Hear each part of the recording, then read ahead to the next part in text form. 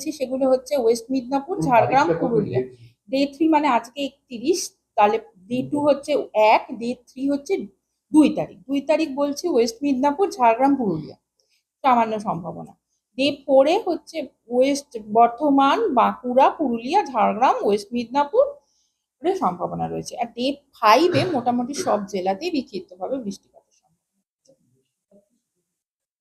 বজ্র বিদ্যুৎ সহ বৃষ্টিপাতের সম্ভাবনা রয়েছে 3 দিন, এবং সঙ্গে গাস্টি উইন্ড। গাস্টি উইন্ড মানে হচ্ছে ঝোড়ো হাওয়া।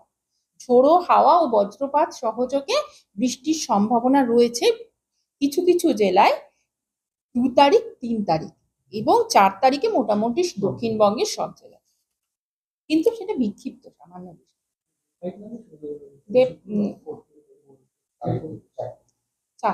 2, 3 এবং 4। হ্যাঁ, কন্টিনিউ করবে বলতে বিক্ষিপ্ত, হ্যাঁ মডেল সেরকমই দেখাচ্ছে।